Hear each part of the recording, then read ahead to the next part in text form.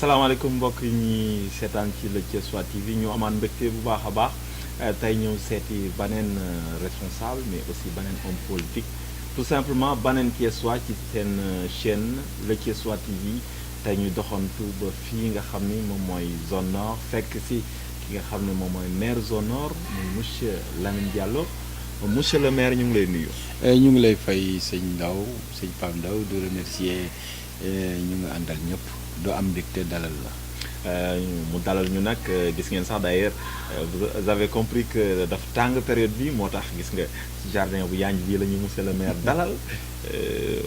jardin bi xanaa yaa koy arrosé. waaw non xam nga comme ni nga wax rek man déjà dama bëri je suis un homme multidimensionnel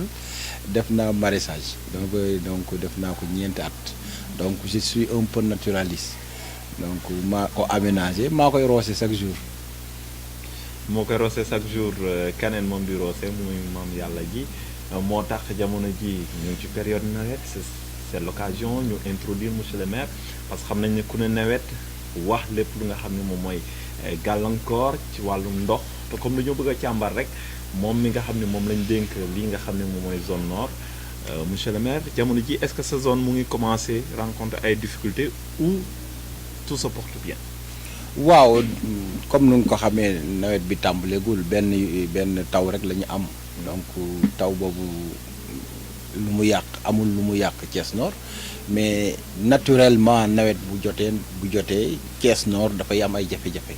parce que boo jëlee Thiès dafa nekk genre leket te mun naa ne leket gi dafa xaw a jeng ci Thiès Nord donc ndox bu muy am da koy tuur Thiès Nord évidemment dañuy am ay jafe-jafe dëkk quartier bu mel ni Ngent jafe-jafe la te foofu sax dañuy wax ni nekkul problème mu assainissement c'est-à-dire zone la ba nga xam ni quartier ba waru fa war nekk c'est une zone non aedificandi ay jafe-jafe la ñuy nekk même bu newul nawet et que yuuxoon nañu wax fu nekk parce que yooyu comme ni nga wax commune amul compétence ci assainissement parce que ay investissement yu lourd la waxoon nañu jàmbat ko ba état bi dugaloon quand même Ngent ci plan Jaxaay ñu recensé woon les habitants les ñu fa nekk ñu motoon ñaar téeméeri borom kër ba site bi trouvé woon nañ ko ba war a démarrer travaux pour defal leen yeneen kër yi nga xam ni mun nañ fa dem tàggoog jafe-jafe ndox bi mais ba léegi projet bi quand même démarré wul et que c'est l'occasion ñu interpellé waat état bi pour quand même loolu ñu mun see jublu parce que moom rek moo nekk la solution radicale par rapport ak situation ngeen mais également ku wax Thiès Nord di nga wax am na système d'assainissement yu nga xam ni ñoo fa nekk donc responsabilité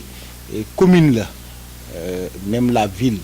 mais ñun dañu jël suñuy responsabilité parce que boo xoolee dafa am le grand canal de Kër Mam El Hadj bi romb Thiès Nord ndoxu Thiès yëpp moo koy drainer de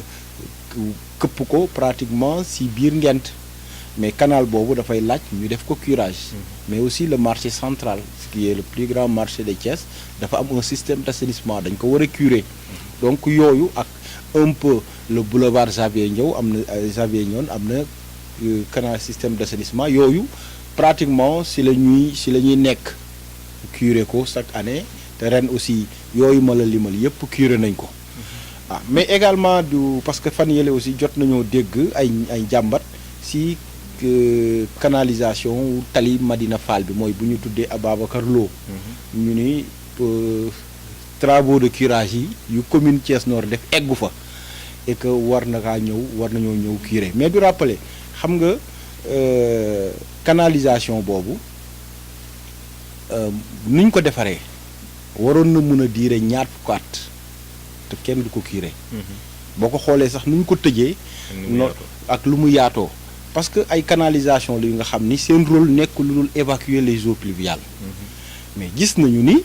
da ngay jàpp ni sax population yi dañuy saboter parce que ouvrage bu mel noonu bu ñu ñëwee defal la ko pour que nga mun a mucc si ay ndox parce que bu ñu fàtte ni tali boobu bu nawet jotoon da doon xar Madina Fall ñaar donc ñii dañuy nekk zone kër Mor Jaxeer bi ñeneen ñi beneen part kenn du mun a dem fekk morom parce que foofu da doon nekk genre déeg donc loolu moo taxoon ñu xalaatoon ñu def tali accouplé ko par un système d'assainissement boobu ñu fa def waroon na fa nekk lu mot 20 ans soxlawul curage mais lu ñu gis mooy que dañoo jël canalisation yi d'abord def ko ay puisard mais également am na ñi nga xam ni ay branchements clandestins si fosse septique yi mais également les eaux usées yu nga xam ni fa day jóge ci kër yi foofu lañ koy sotti moo tax bu nawet jotul sax doo fa rombee xet bi day gilli loolu c'est un problème nag de civisme. Effectivement. de civisme alors ñu ñëpp bokk dañ ko war a sàmm tey boo fa rombee da ngay gis ni tali bi sax mi ngi commencé yàqu ñu ngi jël foo fat ñu fattar ni ko ne foofu la ñuy sotti ndox donc loolu ça pose un problème quand même pour que population yi xam ni parfois bu ñu leen defalee yenn ouvrage yi seen njëriñ la dañ ko war a sàmm mais du leen dalal seen xel si wàllu nawet bi tey techniciens yi consulté nañu la canalisation ba xam na ni curé ko jotagul te nawet bi ñëwee lépp lu mu fa fekk dina ko yóbbu. donc foofu yaa ngi dalal seen xel ne waruñoo inquiété wu. waruñu inquiété parce que capacité ndox bi da koy yóbbu. donc lépp lu mu fa fekk da koy yóbbaale. donc balaa ngay wax curé ba am si ay problème dañuy nawet day jot ba nga gis ni am na inondation ndox bi tuuru na ci kër yi nga mën a wax mais suñuy techniciens yi ba coow li amee yóbbu nañ fa suñuy techniciens yi xamal nañu effectivement am na ay parties yu nga xam ni am na ensablement maanaam suuf bi mi ngi fi mais loolu mënul téye ndox. donc bu nawet bi jotee rek lu fa nekk yëpp dina ko yóbbaale. donc loolu du dalal seen xel parce que nag bu ñuy def ay travaux de curage dañuy xool dañuy optimaliser aussi suñuy ressources. comme commune bi ressource am bëriwul da ngay xool fi nga xam ni foofu boo fa defee mu am njëriñ am fi nga xam ni boo ko fa defee nga nga def ko aussi amul njëriñ donc nga optimaliser donc loolu la mais du càgg ne dañoo sàggane parce que ku wax commune Thiès Nord wax Marina Fall. donc Marina Fall lu mu soxla. ñun mairie mënuñu ko tànkamlu mais nag dañoo yore suñuy technicien ñu ñuy xamal ni lii de bu ngeen ko defee dina am njëriñ lii bu ngeen ko defee aussi amul njëriñ. mel ne nawet moo bindoo noonu su ñëw les gens s'attendent à ce que ñu gis ñoom c'est-à-dire que nañu gis ne ñu ngi def curage rek. waaw xam nga loolu day dalal seen xel xam nga problème boobu sax xam nga loolu ba mooy ñun communes yi. luñ ci mën bëriwul dañuy wax nañu curé nee naa la curage bi sax en réalité ville moo ko war a def. ñun àtt nañ ko lu ñu war a wax dëgg te waxuñu ko mooy y a un aménagement bi nga xam ni maanaam quartier yi nu mu bindoo. c'est conçu de façon anarchique. anarchique c'est-à-dire tey da ngay jël c'est des lotissements administratifs gars yi ñëw rek fàq dëkk. y a pas d'aménagement des travaux d'aménagement au préalable pour que au moins suuf bi nivelé yoon yi jaar yoon ñu xotti leen nu ñu ko war a xotti nga xam ni au moins dinañu sóoraale yoonu ndox yooyu yëpp amul. donc tey boo demee peut-être Madina Fall sax di nga am ni gis nga ni lotissement bi tane na parce que rafet na mais yenn quartier yi nga boo fa duggee yu mel ni ay Petit Thialy ay Grand Thialy yooyu da ngay gis ni pratiquement du ay quartier yi nga xam ni aménagement bi jaar na yoon yooyu ay jafe-jafe la. mais bu nawet jotee rek ñoom li ñu xaar woy boo curé mais même boo curé sax curé bi du tee parce que aménagement bi baaxul. fa ndox mi war a jaar wala fa mu war a dem ça va poser problème donc loolu aussi nañu def mais nag ñoom comme jàpp nañu ni mairie dafa war a curé loolu mooy dalal seen xel ñun aussi axe yu ñu jàpp ni war nañ ko curé je crois que loolu ren kenn du ñu mun a yey que ni curé wuñu mais du dalal xel que ni Marina Fall ñu ngi koy suivre bu baax le système de canalisation su demee ba gis nañu ne am na ay problème ñun dinañ ci intervenir mais lu ñu techniciens yi wax la canalisation de Marina Fall war na mën a durer lu yàgg pour que ñu tàmbale ko curer. suñu waxee aussi nawet wax nga ko lay curage mais gis nañ ne tout dernièrement am na benn canal nga xam ne indi na coow marché central est-ce que mën nga gindi Thiessois yi ñu xam réellement qu'est-ce qui s'est passé. waaw xam nga marché central effectivement avec l'acte 3 dañ ko jox la commune Thiès Nord ba ñu ñëwee aussi bon ak problème yi parce que capacité d'accueil yu marché central dañ ko dépassé bu yàgg. donc ñu fay ñëw ak marché bi lu mu àttan dafa waroo bu terrible donc y a un problème d'espace pour ñi nga xam ne ñoom ñooy jaay et loolu. si le délégué du marché Thierno Ciss du ko nuyu au passage moom ñoo defoon délégation ñëw seet si ma ne ma monsieur le maire biir marché central am na benn boulevard bu ko traversé. boulevard boobu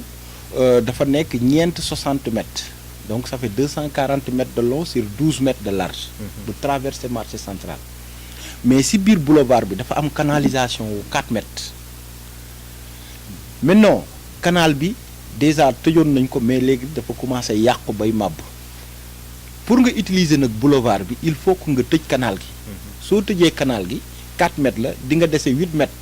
bi nga xam ni terre pleine la di nga fa mën a jigéen yi nga xam ne ñoo nekk ci biti du jaay du nekk ci du toog ci kaw tali bi ñoom dinañu mën a nekk ci accotement canal bi. maanaam emprise u canal gi mais duñu toog ci kaw canal bi donc si loolu comme mairie amul xaalis amul moyen pour defar ko c'est la ñu gisee woon partenaire pour que mu ñëw tëj canal gi mais également def travaux de terrassement ci emprise yi pour emprise yi ñu def fa ay genre mbaar nit di mun see toog le matin léegi canal bi day nekk genre passage. maintenant ñoom ñu nekk ci accotement bi mais du fàttali canal gi amul lenn lu nga xam ne njëriñ lu dul évacuer les eaux pluviales ndox rek lay yóbbu kon canal la bu nga xam ni du xeeñ dara newu fa donc bu nawet jotee normalement dafa war a wow parce que dañ ko war a defar curer ko ba nga xam ni bu nawet jàllee rek wow koŋŋ lay def. donc ñu ni woon accotement yi mun nañ ci installer nit yi loolu la xalaat bi jóge woon ñoom ñoo ñu ko indil ñu xalaat ci ak un partenaire ñu ni comme dañ ko ci bëgg jàppale nit yi pour ñu dem fa dañ koy yombal maintenant entrepreneur bu liggéey ba pare ku bëgg da ngay joxe inscrire 10 000 francs du fay 5 000 pendant 5 ans pour que nit yi mun faa dem jóge ci tali parce que bañ ko xaymaa waroon na mot juróomi téeméeri nit yu fa war a mën a dem te loolu da doon am solo donc ñun dinañu mën a fexe ba ñëpp ñëw. c'était une façon de recaser. ñenn ñi nekk ci ñu ngi ci kaw tali bi. noonu la idée bi demee woon bon avec le promoteur ñu waxtaan ci ñu d'accord ci bon après ñu dem tuuti promoteur bi ñu waat nañu am na ñi nga xam ni bëgg nañoo fay kaas nee na étaler ko 5 ans bi dafay yàgg est-ce que duñu xoolaat terme de convention bi ñu permettre ñu mën a récupérer ñi nga xam ni bëgg nañu ñu fay cash. bon ma ne ko boobu bu fekkee loolu lay am da ngay wàññi parce que toujours maa ngi xalaat population yi nga xam ne ñoo ko war a dem mu ni ma ñu d'accord ci 200 000 donc noonu la ñu tëggee projet bi pour que mu defar mu tëj canal gi. léegi nag emprise su canal bi les 8 mètres mu def travaux de terrassement yi pour que ñu def fa hangar pour mun fa yóbbu nit yi loolu c'était l'idée donc ñun ñëwuñu moo tax bu ngay dégg ni woy dafa ñëw ci biir marché bi du dagg canal yi du jaay du def non. donc dañoo am une démarche cohérente donc il fallait que amuñu capacité parce que ba ñu xaymaa début bi ça tournait autour de 70 millions. mais nga jéggal ma monsieur le maire mais yaakaaroon ne foofu peut-être problème de communication moo posé wu. waaw xëy na parce que aussi man dinaa communiquer à chaque fois que j'ai l'occasion damay communiquer xamal leen ni ñun nous sommes aux côtés des populations ñooñu fal mënuñu nekk aux côtés des promoteurs ou bien des investisseurs mais commune bu ñu la ko joxee aussi moyens yi néew lool. dañ lay wax ni loolu du lay pour nga bañ a liggéey wutal partenaire mais partenaire ce n'est pas une ONG philanthrope nga xam ne day ñëw may la un partenaire tey Macky Sall partenaire am yi mu yore yëpp ñu ngi exploiter Sénégal chinois yi ñu ngi exploiter Sénégalais yi turcs yi ñu ngi exploiter Sénégalais yi marocains yi ñu ngi exploiter français yi ñu ngi exploiter ils mettent leur sous pour jël xaalis bu bari yóbbu ko loolu mooy partenaire. Quand on parle des partenaires stratégiques du Sénégal c'est la France c'est la Turquie c'est le Maroc mais ñooñu est-ce que dañoo ñëw mayee seen xaalis dërëm bu ñu dugal dina leen jural fukk loolu mooy partenaire donc il faut ñu xam notion de partenariat donc ñun amuñu moyen quand je vous dis xam nga marché ñun commune bi suñu budget day tourner autour de 350 millions 300 parce que dañoo ñëwoon première année bi bon peut-être que ak lu ñu fa fekkoon début d'année la état bi aussi am yu mu ñu jàppale woon ñu eggoon 400 millions mais fu ñu toll nous peinons à avoir 350 millions de budget dans la commune Thiès Nord xoolal commune bu am 104 000 habitants yow mënoo egg 350 millions yow sa masse salariale li ngay fay par weer boo ko xaymaa mi ngi jege 200 millions nga war a mën a intervenir sur 9 compétences éducation santé sport culture et cetera nga war a def ay investissement nit di teg ci seen bët nga war a intervenir si social bi tabaski korité ko jàng yeeg yu li tegu seen ndodd moo bëri te seen poste bëri donc il fallait que ñu wut ay partenaires donc loolu moo sabab maintenant moo tax ñun ba ñu ñëwee ñu xool marché bi lépp lu nga xam ni gis nañu ni mairie mënu fa woon exploiter c'est des sites morts. Quand on parle de site mort nag il faut nga revaloriser ko donc ay site la yu nga xam ne non seulement kenn njëriñoowu ko mairie aussi amu fa dara mais responsable bu ñu la dénkee dara nga fekk ay bërëb yu nga xam ne kenn njëriñoowu ko ba pare mënul jëriñ dara mairie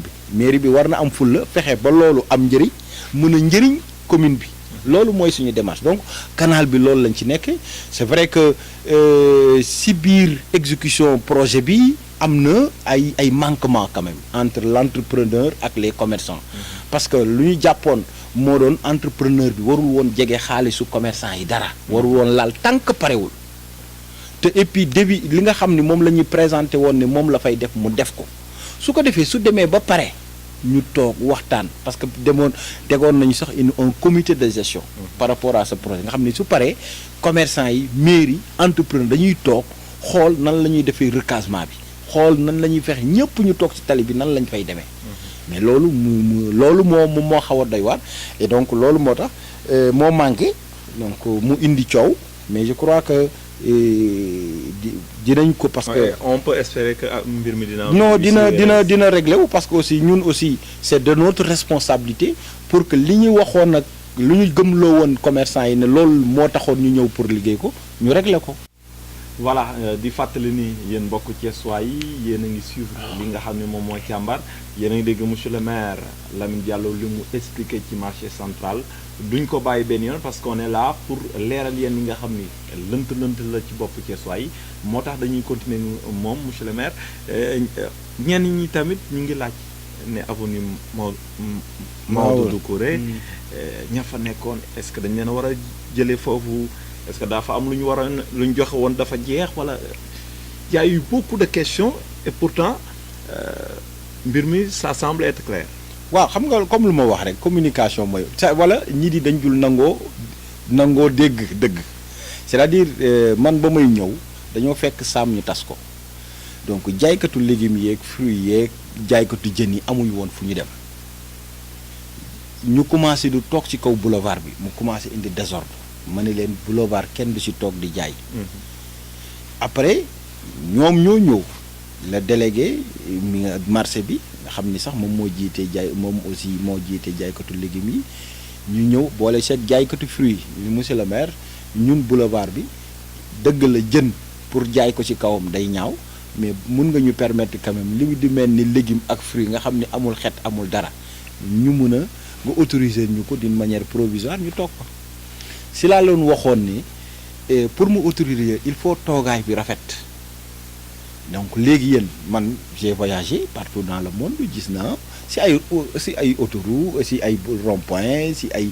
espace même ci gare sax si gare ñu teg du jaay ay légumes ay fruits mais dañ koy def si ay bërëb yu rafet yu yàññi man leen da ngeen defar toogaay bi ngeen defar ay bâche gis naa si yoonu Diamniadio bi ay bâche zone yooyu ngeen def ko ngeen nekk si biir maintenant comme boulevard bi am na lu mot 8 mètres ngeen jël 4 mètres yi ci digg bi ngeen bàyyi de part et d'autre 2 mètres su ko defee yéen da ngeen nekk da ngeen di étaler seen légume wala seen fruit ku romb jënd léegi bu toogaay bu rafetee donc ñun dinañ leen mën a accompagner bon ñu d'accord si ma boole leen ñu mettre leen en rapport avec l'entrepreneur ñu wax ñoom ñoo waxtaan ak entrepreneur bi d'accord ci prix ñoo doon joxe place yi ñun suñu yoon ñun autorisation lañ def mais ba ñu commencé occuper ñun légumes fruits la ñu waxoon ñu gis fa ay produits halieutiques maanaam ay jën ay gejje ñu jékki-jékki gis fa ay restaurant jékki-jékki gis fa ay cosmétiques ñuy dajji du def ba pare et puis non seulement ay installations précaires sans autorisation ñu commencé du changer pratiquement l'esprit de l'autorisation voilà ma ni ñu commencé nag déborder nag maanaam 2 mètres yi ñu waroon bàyyi pour le passage des piétons avant ngay egg tali ñu occuper ko ba wàcc ci kaw tali bi clients yi dañuy taxaw ci kaw tali bi du jënd mu nekk nag saafara bu bëgg a jur jàngoro ma def autorité na leen avertir leen benn yoon delluwaat leen organiser wu leen ñu dem ñu liwaat def naa 5 fois sommation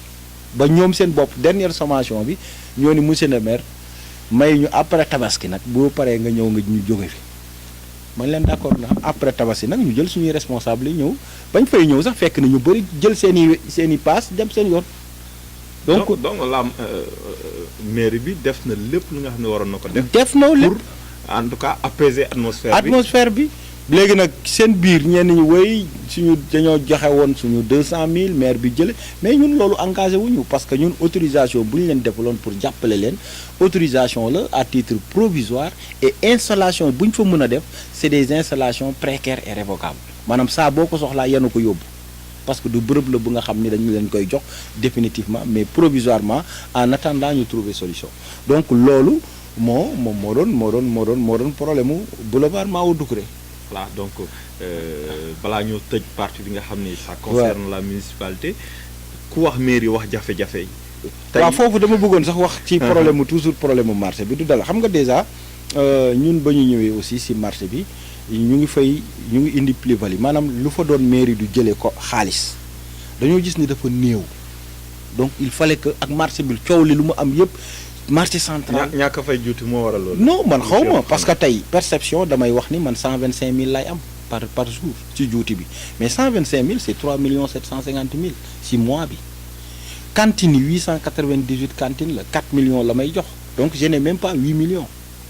su ma jëlee ODP yi ñi nga xam ne dañoo déborder c'est 1 million 500 2 millions donc marché bi mënuma indil lu dul 10 millions par weer te lu mot 12 millions de salaire mi ngi may xaar. te boo génnee marché central ci commune Thiès Nord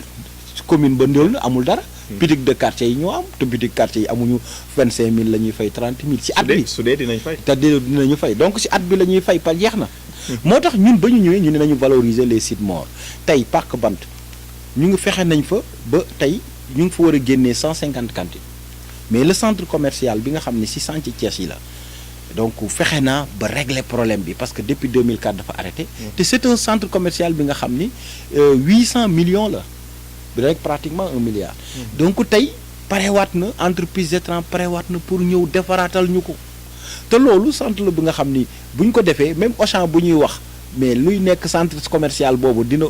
mën a concurrencer ak waa Auchan parce que tellement bërëb bi dina taaru. tellement am na des commodités ba nga xam ni nit yi duñu soxlaati dem Auchan loolu nag mooy modernité c'est-à-dire gis nga àdduna boo ci nekkee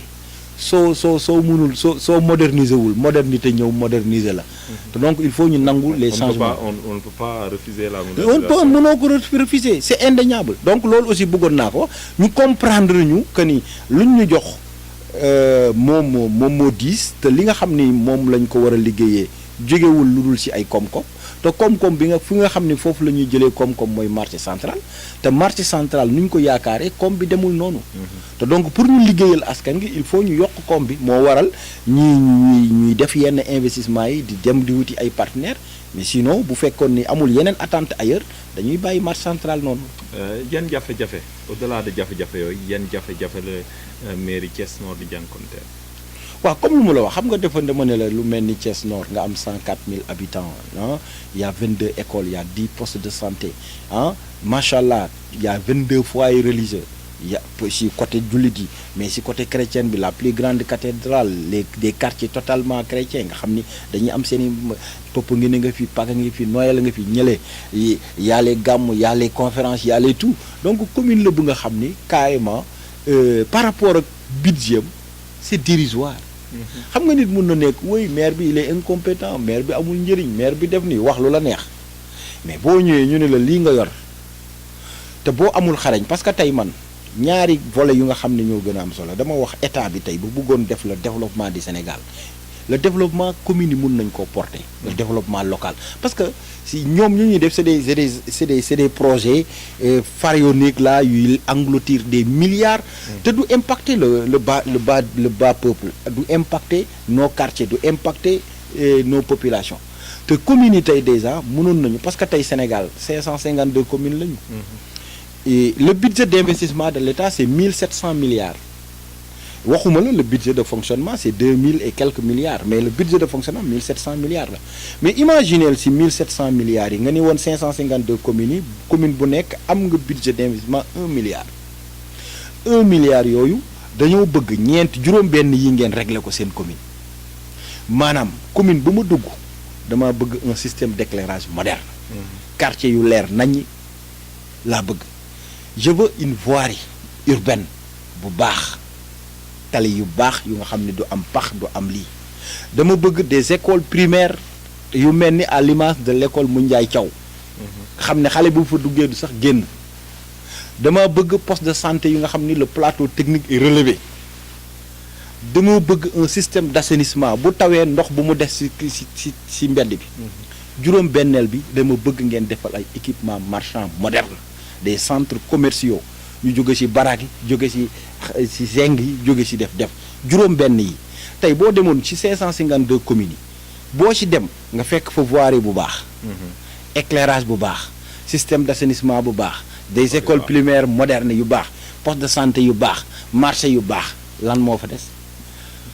le pays va sentir le développement et c'est des entreprises locales ñoom ñooy defar loolu doo dem di jëli chinois yi doo jëli marocain c'est des entreprises sénégalaises ñooy lay defaral tali yi ñoo lay defaral écoles yi ñooy peinture et classes yi ñooy def et puis da ngay absorber le chômage donc yooyu foofu la ñu war a mën a wax lu dul nga jël mairie que santé acte 3 ñëw jël dagg ay communes yu nga xam ni elles ne sont même pas viables économiquement parce que amuñu benn ressource ñu yaatu ba bëgg a dee nga jël mairie ba sànni ko benn 300 millions de budget 400 millions bàyyi ko population bi population yi amuñu éclairage amuñu tali amuñu école amuñu moom tu mun a intervenir maanaam yëfu da nga fumisterie la quoi da nga ko jël jëlax leen ko ne leen man nekk ci kaw yore say ngandum projet ñoom duñu liggéey dara loolu am. monsieur le maire xam naa ne fi mu nekk nii li mu fi wax yëpp da koy jox leader am mu boole ko ci programme am parce que ça doit être sûrement du béton. Pour l'instant en tout cas il réclame 1 milliard. pour commune bu ne mais malheureusement 1 milliard boobu c'est pour tout le département de Thiès mairie yi fi nekk yëpp 1 milliard boobu mooy seen budget gis nga kon loolu néew na lool pour gérer les affaires de la cité. On enchaîne dem ci wàllum politique parce que li des ci élection présidentielle bi bëriwul juróom benn weer xam naa ni Thiès Nord peut-être réew mi mu ngi yëngatu. waaw ñun moom macha allah comme lu may wax xam nga ñun Thiès Nord man balaa may jël mairie. non ban xeetu yëngatu sax ngeen yëngatu. yëngatu dafa bëri de. waaw ñun am na pas de caméléon am na. non ñun d'abord ñun xam nga Idrissa Seck biir Thiès c'est vrai que am na oraam am na. doomu Thiès la Thiès waaye bëgg nañ ko mais aussi bu ñu fàtte ne dafa am ay équipe politique dafa am un appareil politique puissant tey Thiès Nord loolu la ñu am nañu 19 centres de vote mais dans chaque centre de vote j'ai un appareil politique donc écoutez man tey parti bi 8000 parrains la ma laaj man pare naa maa ngi wut 10 000 parrains donc parce que am naa un appareil politique bu ma ko mën a produire la donc ñun amuñu problème pour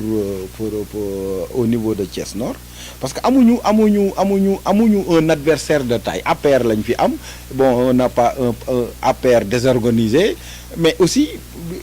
xam nga lu tax ñu nekk à l'aise non biir Thiès xam nga lu tax ñu nekk waaw non xam nga aussi il faut que Thiès waaye aussi xam la ñu bëgg xam nga nag munoo Thiès bu ñu waxantee dëgg Macky Sall ak Idrissa Seck Macky Sall waru fee am dara xam nga lu tax parce que Idrissa Seck dafa yore pouvoir 2 ans jël chantier Thiès ne 40 milliards laay defar Thiès 40 milliards si juróom-ñeenti weer ci xar kanamu Thiès soppeeku tali yi tàlleeku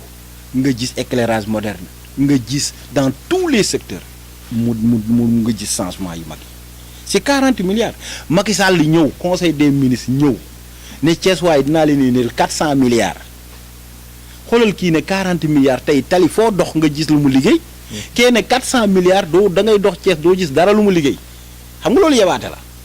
tey amul fenn fooy dem lu dul ay tali Promoville yu nga xam ne ay kàmb la ñu gasal tegal ñu ko fa. benn tali parewul pendant 2 ans. nga digg waa Thiès même stade de Lat Dior bu mu ne dina ko pare 500 millions gisuñu fa dara. xam nga ñaar ñooñu boo leen di comparer ki nga xam ni si juróom-ñeenti weer. ne 40 milliards lay dugal Thiès foo mu xoolal sama mairie fu mu nekk la Jacques c'est une nouvelle ville. le boulevard de Ngent bu fay dem. imaginez bu chantier Thiès amoon sa boulevard doo am. tout ce qui est beau mi ngi jóge ci chantier Thiès yi te pourtant chantier Thiès yi c'est 25 milliards la état bi fay 15 milliards yi fayuñu ko entreprise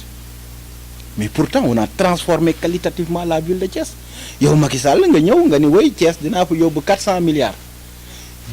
ñaari at a ngi nii kenn mënul romb ne lii Macky Sall moo ko fi def lu dul lu Idrissa defoon mooy foofu ñu wax auditorium la Idrissa Seck defal ko ba pare mu ñëw peinture ko inauguré loolu la fa def. mais est-ce que du xaar kon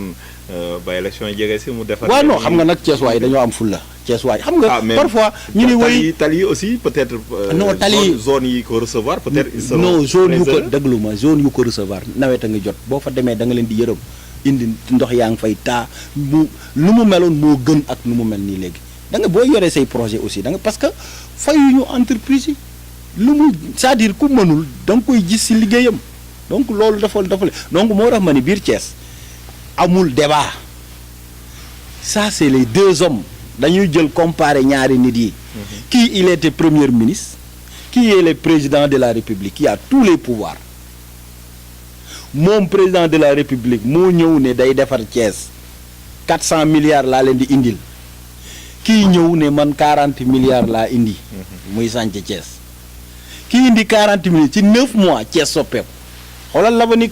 de la gare routière à la mairie de Thiès xoolal sa boulevard là bu mu def. c'est l'avenir bu tey ci biir Sénégal ça fait partie des plus beaux avenues du Sénégal xoolal loolu xoolal la promenade lu fa def ay gënu sa fa nekkoon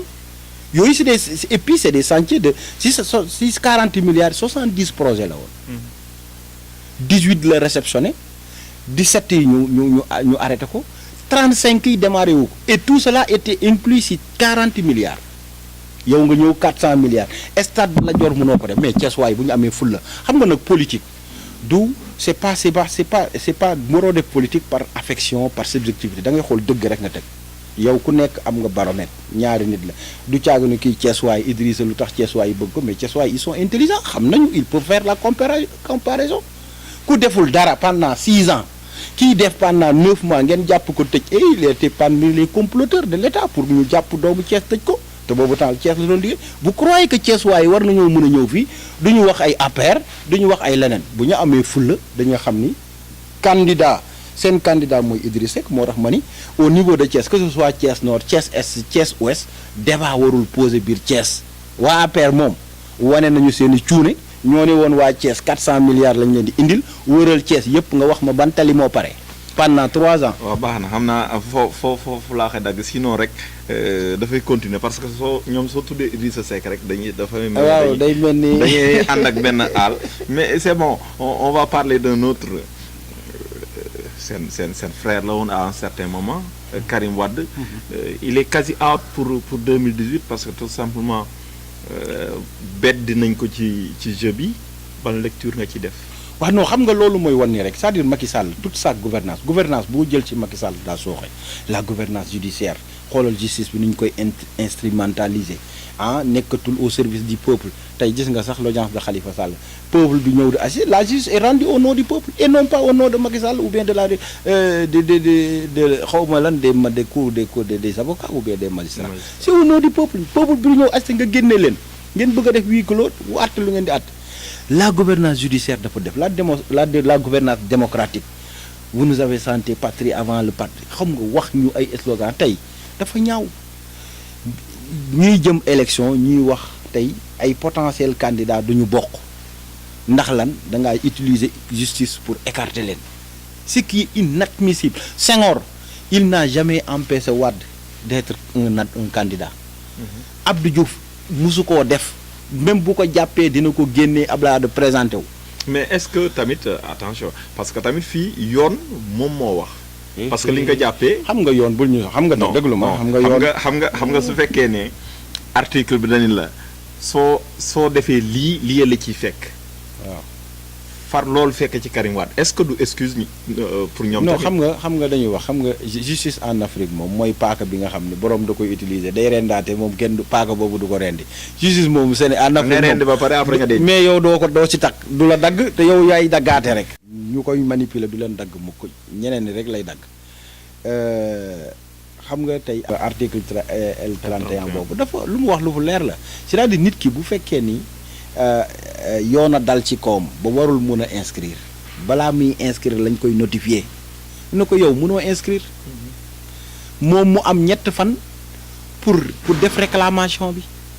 mais Karim Wade s'est présenté devant une commission d'inscription Waaw. Et là, je cite ces avocats qui disent que l'inscription était effective et définitive à partir du 16 avril 2018. oui donc tey bindu na pare na wan ne gars yi ne am naa récépissé fu ñu toll radiation la ñuy def mais bindu moom def na ko te xam nga boo seetaanee boo jëree procédure maanaam processus d'élimination de Karim Wade dañoo dem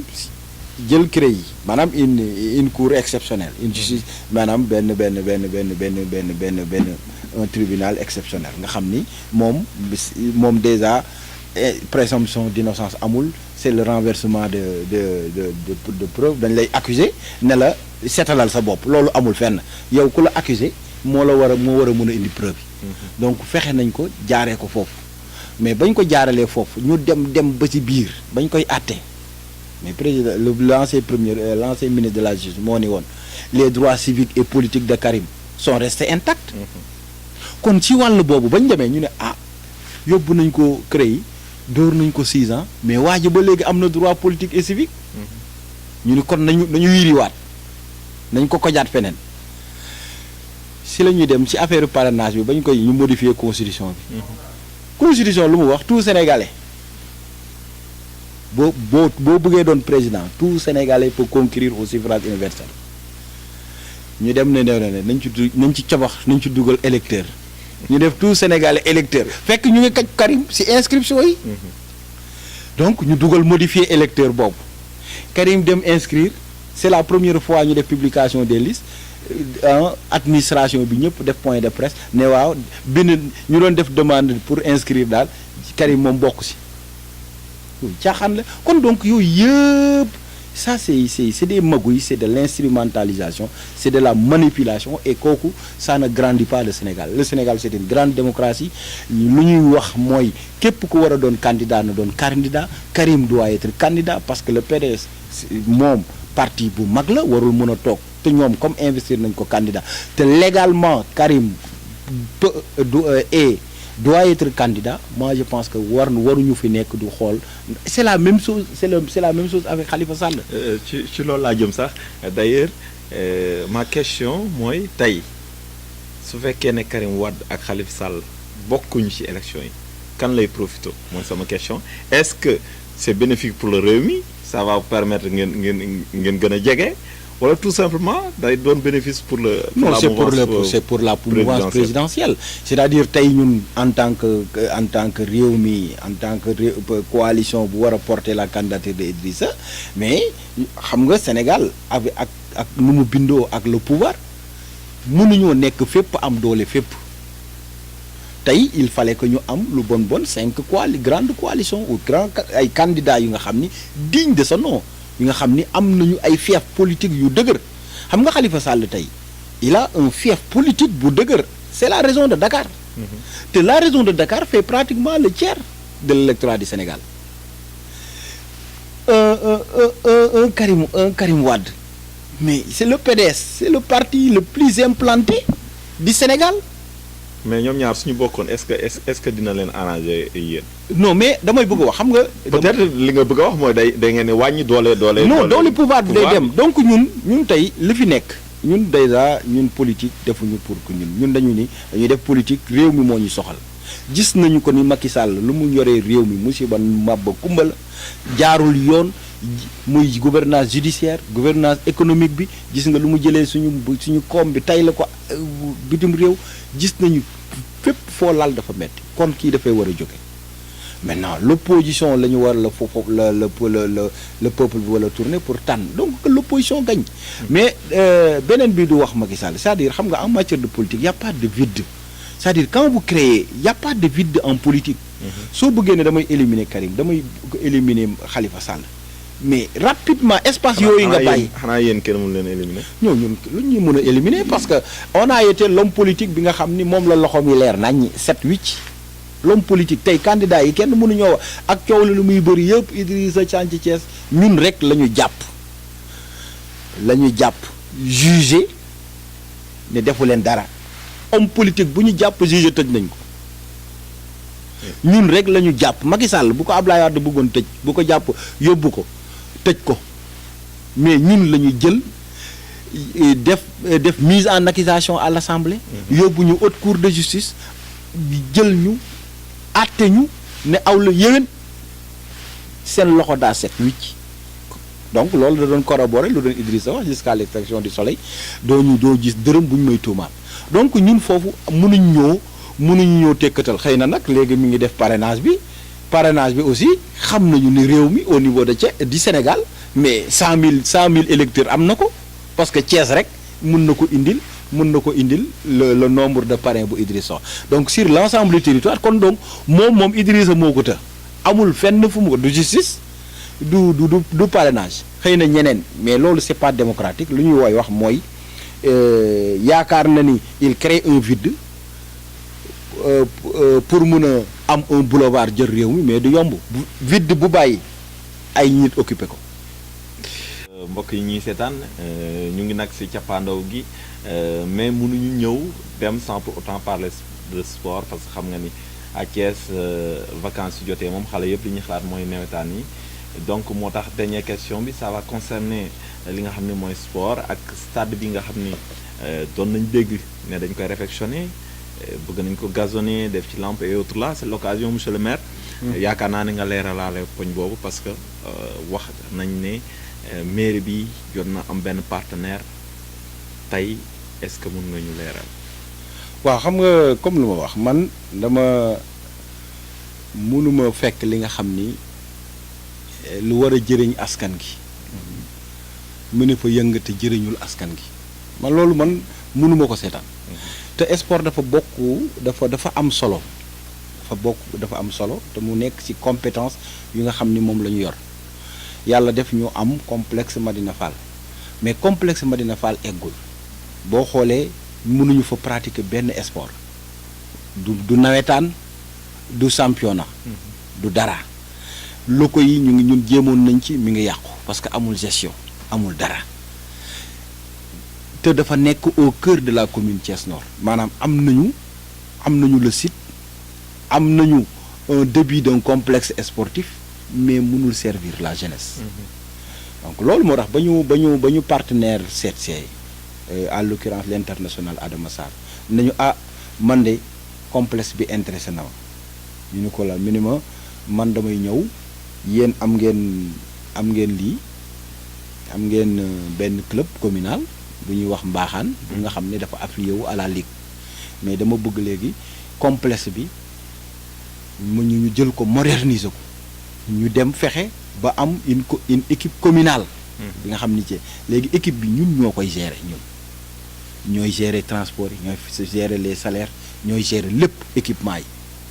mais aussi stade bi ñoo koy defaraat le grand terrain dinañ ko def synthétique moom laa lay won nii ñu def ko synthétique gis nga format bi nii lay demee donc CMA bi nii la ça c'est le grand terrain bu muy def après côté bii mu ñëw def fa 2 mini terrain mais yëpp c'est synthétique maintenant fii bâtiment bi bu mag bi dañ koy def R+1 mu am cafétéria am logement am ci suuf mu nekk salle de musculation lépp à côté ñu defaraat building administratif bi nii mais fii ñu def fi piscine donc ce sera un complexe maintenant les mini terrains là la ñuy def la formation de nos jeunes booy dañuy ñëw bien équipé avec le locaux ñu entraîner ñu jàngal leen football suñu équipe bi nga xam ne c'est l'équipe communale fii lay entraîner logement yi buy recevoir fii la te dañoo wax ni waa ji dans 2 ans 3 ans war nañu suñu équipe communale bi war naa dem première division commencé. yow nag monsieur le maire temal nga de. non dañ ko deuxième division. première division la ñu jëm bi gaaw na de. dañuy dem parce que moyens yu ñuy indi mooy tax parce que terrain bi équipe bu ko am bëriwul donc équipe bii la ñu def te day am moyen c'est des joueurs yi nga xam dañ leen di fay dañ leen di mettre dans de très bonnes conditions. ay de bons entraîneurs donc ñii dañuy dem donc mais également lan mooy sens bi mooy gis nga ñii les minimes là ñii booy yi di ñëw du former. y a les superviseurs européens yu nga xam ne ñoo leen di superviser buñ ci amee def rek transfert bi day yomb dañ leen di yóbbu. donc lii la ñu bëgg a def ci complexe Madina Fall donc c'est rêvé mais ñun dañoo bëgg lu baax. Donc on n'a pas c'est inadmissible Sénégal ak les yow nan nga mën a demee coupe du monde amoo stade bu baax.